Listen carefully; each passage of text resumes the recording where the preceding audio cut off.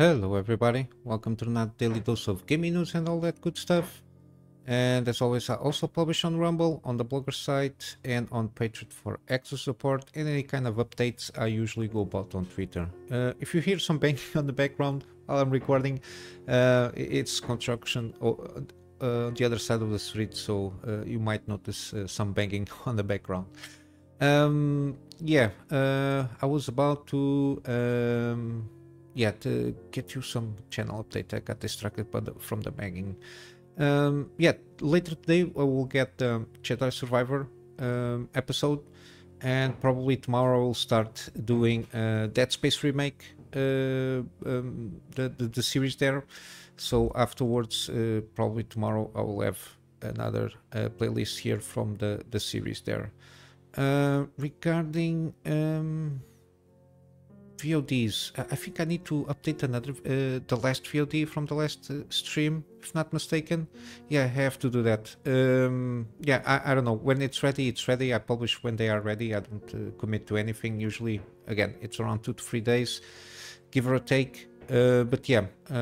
Afterwards it will be published. In terms of live stream, again, when I have time, a slot around 2 to 3 hours, I will get to it, and I always tweet about it. And again, just a reminder, at this moment in time, I'm just streaming on YouTube 4K 60. Seems to be going okay in terms of my technical side from my end. Again, I will change when or if Rumble start accepting at least 265 streaming and higher bit rates, because it's a very choppy, very compressed streams there. Even if I go full throttle on the settings that they can accept, so yeah, it's a little bit tricky. I prefer to stay at least with YouTube, where even if I get something wrong on my end regarding a recording or something like that, I have the 4K 60 stream quality to as a backup for the VOD stuff. So that's how we at this moment in time. Regarding news, again, continuing with the layoffs that we've been seeing yesterday, at least announced yesterday.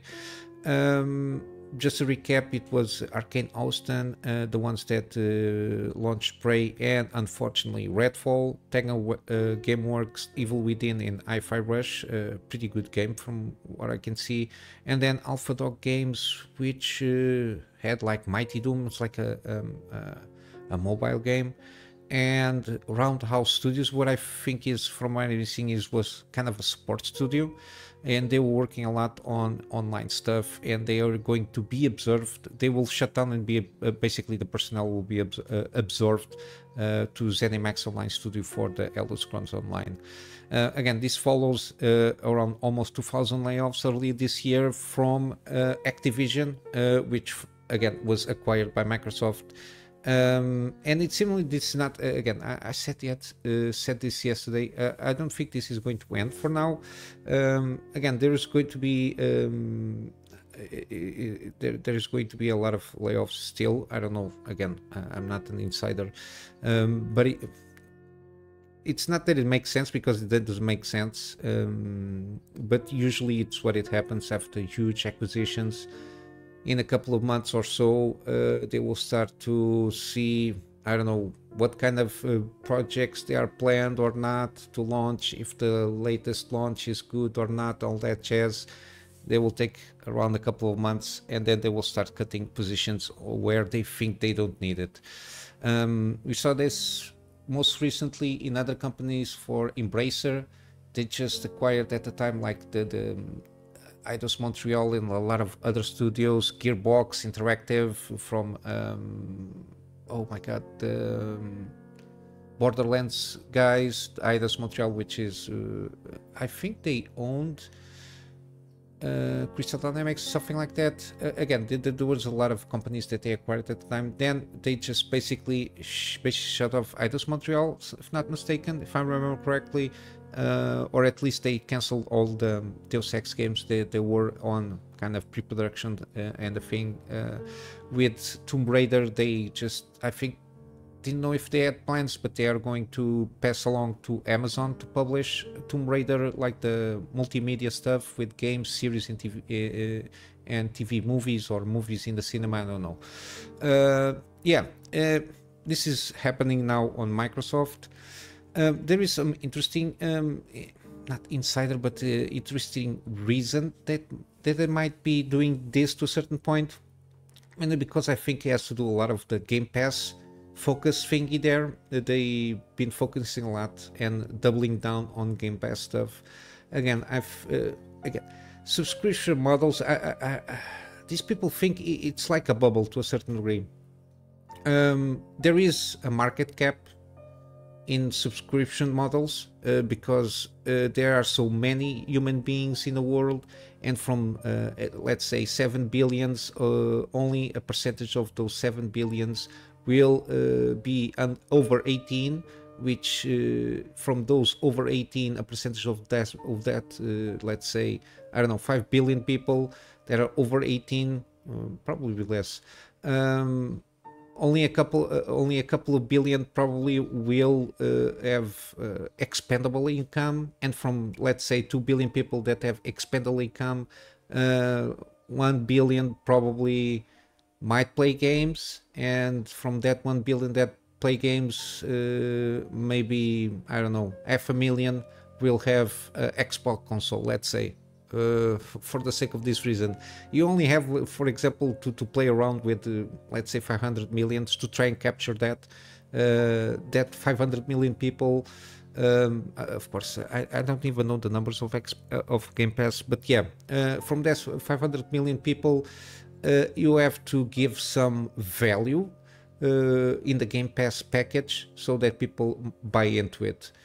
And again, they increased recently the Game Pass, not mistaken. And again, a lot of gamers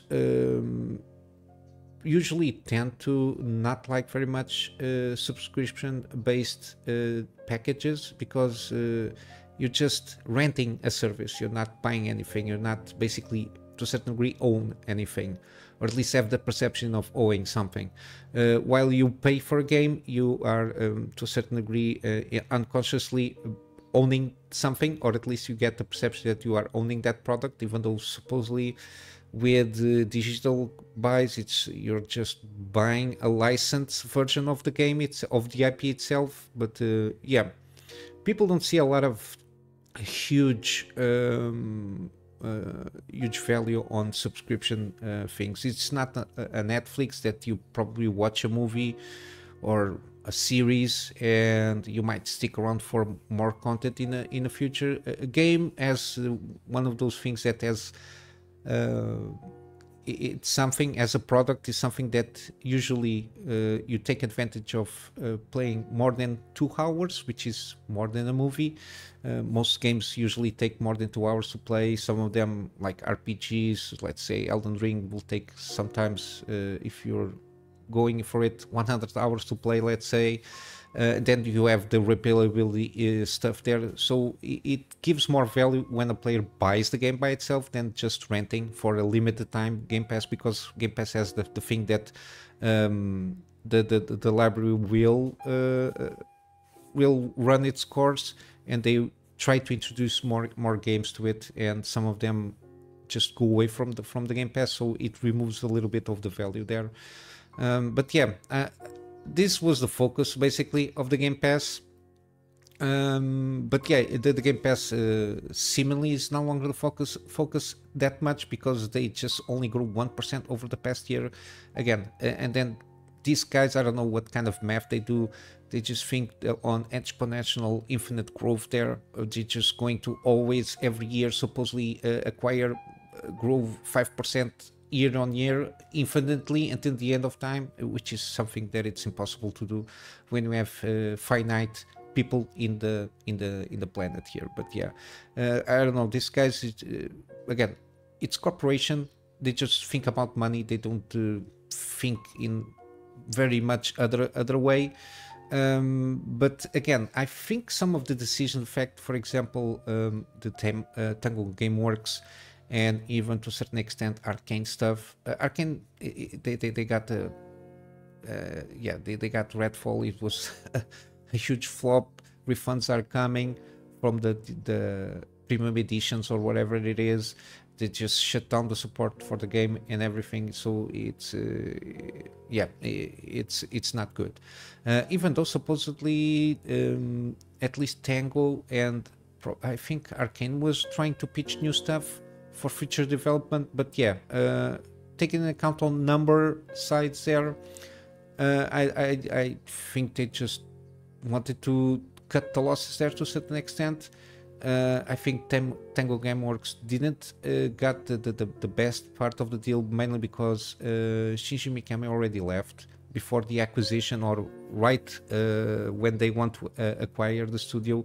I think he left, and now he's supposedly funded another, started another company.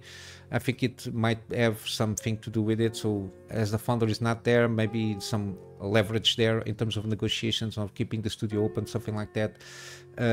Yeah, a lot of things there, and of course, the fact that you don't have Game Pass and to have value, to add value from the corporate part, is you just put some. I don't know, not AAA games because of the budget needed to fund something. Then you to recoup that money from the budget of AAA games, you supposedly have to increase Game Pass more. So they put cheaper games, let's say, in terms of development production there on the Game Pass, and they focus a lot on that as an exclusive. That's one of the reasons they went from this pre to buy. But again, this, in the long term, supposedly it's not working. And I think they are cutting now a lot of expenses for the rest of the year, because I think one of the focus is maybe trying to slim down the best they can all the studios, cut down the losses on some studios. They are not have the DNA, let's say, of making AAA games, let's state it that way. And probably slim down some of the teams to focus on less games, but AAA development games, which is huge error thinking only about this, because they want to go head to head with PlayStation. Even PlayStation games, some of them not working that great, because it's the budgeting issue. The same thing with Hollywood movies that we see. We saw like huge flops and the budgets is 200 million plus, because when you start putting things in that perspective, okay, you can have 200 million plus budget for the game, and even for marketing stuff there, but then for you to recoup that money, you have to sell more copies mandatorily when the game launches than if you reduce a little bit the budget there. And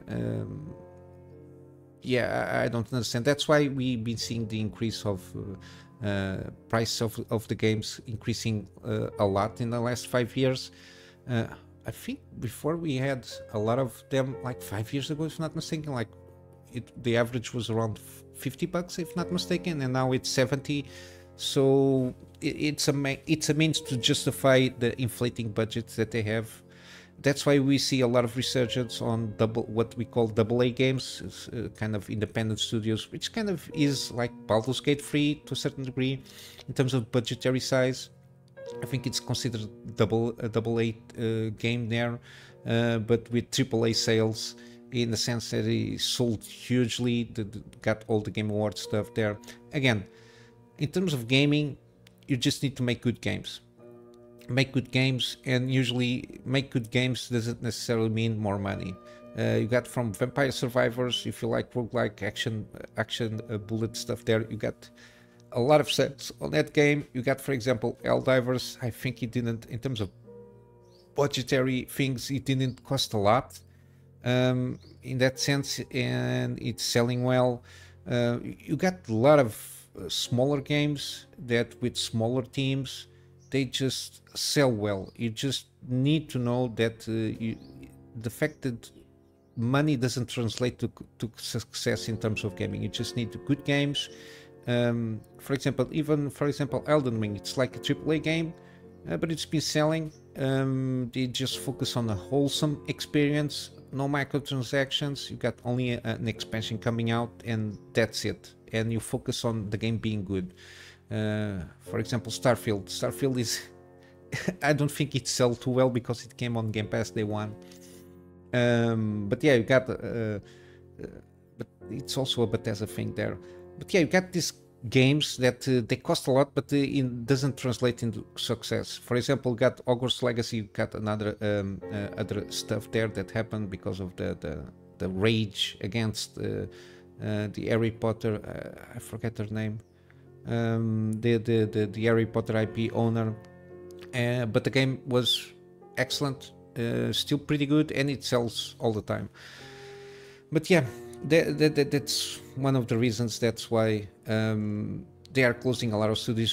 For sure, we'll see more, because if they are going to take off the priority of Game Pass stuff, we might even see some stuff from Double Fine, Compulsion Games, Ninja Theory, because they are smaller studios that usually provide, in terms of games, something that it might be considered Game Pass friendly in terms of games that they launch there. But yeah, I probably will see some raise on the Game Pass there, so they can try to recoup some of the expenses of the acquisitions there, and a little bit more, one or two studios to close down. And unfortunately, yeah, they just, with this kind of conglomerates forming itself, acquisition frenzies here, usually it's not good for any kind of industry, because to a certain degree you're removing and stifle competitiveness in the market. But yeah, supposedly when they were acquiring Bethesda and ZeniMax and all that stuff there, the umbrella group there that own all these studios, supposedly they were to be let go doing their own thing without a lot of worry there. It's not the case, of course. When money starts to be to thin out in certain areas, everything is not as a sea of roses, let's say. But yeah, probably we'll see more stuff happening until the summer, for sure. That's my prediction there. On kind of other news, continuing a little bit with Helldivers 2 thingy. Got this guy, Splits, one of the community managers. At the time that I covered more extensively the situation with Helldivers, my main point is, of course, it helped. The fact that, again, the players, it's fun enough, the irony of the Helldivers 2, which is banding together, players organize themselves to achieve a common goal in-game. Basically, that's what's happened in real life, but for a greater good, which is stifle the greed of corporation, in this case PlayStation. The thing is that at the time I said the final nail in the coffin, on this situation was the fact that basically Steam had to block the accounts there. Ultimately was Steam, but I think it was PlayStation, Sony to a certain degree in the background had to update the game to remove the access of the game, or delisting the game in 100 and something countries. And the fact that Steam started to refund the games to people that were not able to create a PSN account by their region. I think that was the final nail, because it started touching more on the money side, and PlayStation saw the writing on the wall there, and saw a lot of loss of money in terms of future expansion, or war bounds they call there in game. They saw a lot of that going away, and they said, okay, might as well bite the bullet on this one and forget about it on this game. I think that's why they took that decision right on the weekend when the refunds were starting to get issued there. A lot of people were announcing that they were getting their refunds. And yeah, Valve, to a certain extent, in this situation at least, they did the right thing per se, because they got a little bit of the pressure there from the gaming community and from the customers, and they said, okay, because usually they have good practices in this case regarding refunds. They usually they don't pressure too much or try to negate this kind of refunds, especially in this kind of situations. Just go about. Same thing happened, I think, with Cyberpunk. The PSN, they just delisted the game altogether, but I think on Steam they also, after more than 2 hours, they started issuing some refunds at the time. So it's not the first time they did take this decision here.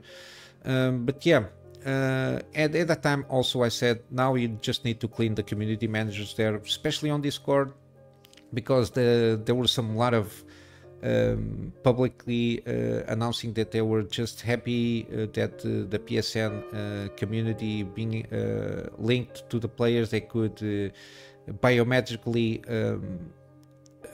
how do you say it, to scan the biometrics, which is I don't know, voice chatting and all that stuff. They could easily ban and more be more expedite to ban people that didn't like. There was a lot of tweets and some stuff on Discord also in that vein there, which is, again, that I said, well, when you have community managers going about this way, you just need to clean house on that matter. And so far the only one that we are certain is this guy Splits, even though, again, I don't think it was his intention at the time. I think it was just a vent there. I think it's the only guy that I saw from all the articles and the videos that I saw, that was the only guy that mentioned to just issue a refund and drive negative reviews and such there. But the rest, I think he was fired, mainly because I think he was the only guy that really started banning people in certain things. Even though after he got fired, he got a lot of regret there on the fact that he did some things that he did, for sure, but he didn't tell if he was the guy that was banning. But some rumblings tells us that he was the one that really the one guy that banned some people on the community there. Or he was the guy that was thrown under the bus from higher ups inside the community management, because there was, I think I heard some names, Baskinators or whatever it is, some other persons that are on the community manager that I don't know, maybe throw out this guy under the bus just to try to alleviate the pressure there. But I think that there needs to be some cleanup, especially on a lot of community managers in a lot of Discord servers, in a lot of gaming communities there. That I think there is a lot of people that they don't even defend the company itself. It's just activism, trying to ban people from things they read and hear. They don't, if they don't like what they hear on read, they just want to ban people out of the communities there, or even ban accounts on the game. Again, you're working for a business side, even though you are on the Discord thingy, interacting with people. It's not easy to deal with people. I really do. It's not my thing also that much, interacting directly with people. I know it's hard, and I kind of respect that kind of job, but yeah, you don't deal with people just by banning people when you hear something you don't like or read something that you don't like. Yeah, but I think it needs to be a little bit clean up there from what I've been seeing from the community management on Helldivers 2. And yeah, I think in other games they should also start seeing some cleanups there. But again, it comes all to the DEI stuff there.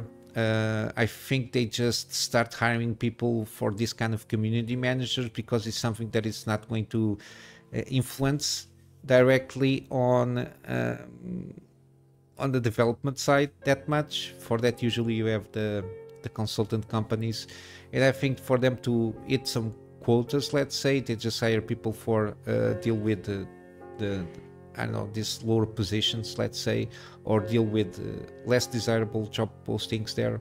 I think they put these people here, and they just, when you grab a little power, when you are an activist and you grab a little bit of power, you just bend it to your will, and sometimes it doesn't go well. But yeah, this is my follow-up story on Helldivers 2, and just to wrap up here, this is the CEO of Arrowhead. Again, after all this shenanigans happened on Helldivers 2, he basically posted on his personal Twitter. Again, regarding the negative sentiment around account linking, and again, I think they were about to release something soon, a paid warbound. I think it's a $10 warbound there. Yeah, $10 warbound. It's basically again, it's like I said, the DLC stuff there. Again, he made oh my god, a poll on Twitter because they were indecisive if they release, and again, in true democratic fashion, let's say, he launched the poll to release tomorrow, which I think it was kind of the plan there, or delay the release so that people had a breather regarding this. And supposedly people voted, okay, majority of them release tomorrow, and supposedly there should be between today and tomorrow, I think, a new warbound there. But yeah, interesting enough, again, leave it to the players. When you have a good community on your game, you need to trust a little bit on the players there in certain things, or else because if a game is very heavily dependent on on a game community there, if you start screwing with the community, you lose your ability to have a game to be played with. But yeah, a lot of bruises here and there, but I think overall it was a good win for players, because at least it was a show of force that you can bend your will in certain situations. A corporation can bend it, the will there, because they basically retracted the PSN accounting linking there. Yeah, I think it was a good result overall, even though it might not change too much in terms of long term, but we might see less kind of shenanigans in the short term of like with information. So because they now are making sure, PSN account linking are making sure that in the Ghost of Tsushima that is going to launch by the end of the month, you will need to link the PSN account if you want to play multiplayer at this moment. Single player, supposedly it's not mandatory, but yeah, the multiplayer part of Ghost of Tsushima on the PC port is going to be needed a PSN account linking. Again, I'm a little bit reticent on recommending any kind of PC ports from PlayStation at this moment, but if their overall decision is not to mandate single player games to be linked on the PSN account, I think it's a good step there. If only multiplayer because of the server side, so they can control whatever they want to control, it's a compromise that players will have to make if they want to, but yeah, we'll have to wait for the future and on next releases and see how the communication is made, at least from PlayStation to PC players. We got also some Dogmas 2 performance issues, might be caused by absurdly large level of detail range thing here. Again, I don't think that's the big issue, because in the as he said here, the vanilla game has an absurdly large of LOD, so level of detail range inside, and everything apart from grass and clutter. Again, what is specified as clutter, I don't know, rocks, it's what I think, rocks and debris that are and trees maybe, is always loaded to the maximum detail. Again, it can be an issue, but even